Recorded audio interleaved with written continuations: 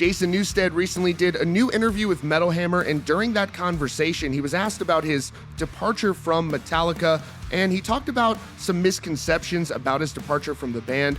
One of the biggest misconceptions is that really he left because Metallica was unsupportive of his side project at the time called Echo Brain, and he gave a very insightful response. Obviously, everything's all good now between him and Metallica. He actually points out that he and Lars talk pretty much on a regular basis. Before we get started, welcome back. We have many returning viewers, and a lot of you have not subscribed yet. If you could take just a quick second to hit that subscribe button, we would really appreciate the support, and we're grateful to each and every one of you who tune in. So in this new interview with Metal Hammer, they cover a lot of ground and a number of interesting topics. We've linked to it in the description, and one of the things that comes up is that departure from Metallica. He says he has a great relationship with Lars in particular. He says, "I still talk with Lars a fair bit, and I send him my stuff, and he's always super supportive." Newsted was in Metallica back in 1991 when the band dropped the Black Album, which of course became one of the top-selling albums of all time. And he was asked whether or not he had a sense, or other members of the band had a sense, for the success that they were reaching. He said, quote, "I'm going to go back to Sad But True because that's my highlight of the whole project, because of the weight.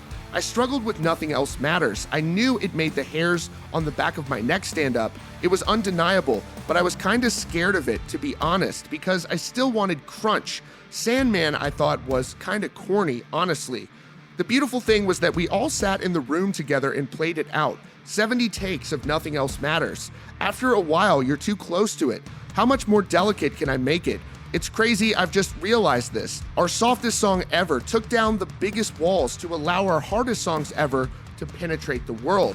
When it was #1 in 35 countries in 1 week, in 7 of those countries we hadn't even been to yet, dude, that doesn't happen to a band who go die, die most of the time." Then they discussed how things changed following the breakout success of the Black Album, to which he said, "After the Black Album tour, we had some money, but it was a totally different direction for me.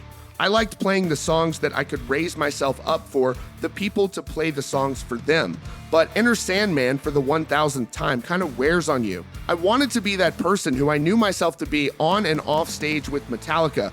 When they saw me, they knew they were getting everything, every fucking ounce of sweat left on the stage.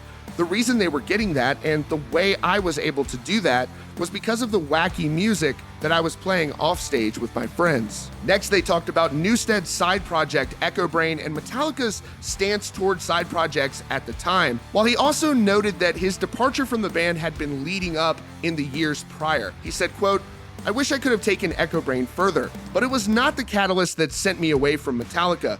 The thing that set me away from Metallica is what I call the perpetual diss. No matter how hard I worked, there was still disrespect. Not the hazing that I got for the first 6 months of my career, but the general disrespect that I got, dismissiveness, the diss and diss, I call it. It stemmed from as a collective and as individuals. They never managed to deal with their grief from Cliff when he died.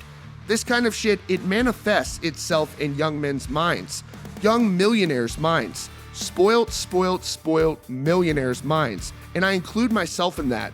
It would be hard to get your head around that. So it was much more a personal thing. I needed to rest. They refused to give me the time to rest. I had to leave to get that rest." Jason Newsted's split from Metallica was partially chronicled in their documentary, Some Kind of Monster, which is an outstanding documentary. If you haven't seen that and you love metal, you should definitely watch it. And they cover this a little bit, but they don't really so much show Jason Newsted's perspective. It's great to hear his thoughts on that. And again, they talked about a number of different topics. We've linked to that interview in the description. Thanks again for tuning in to Rock Feed. Don't forget to subscribe if you haven't yet, and you can check out the recommended video on your screen.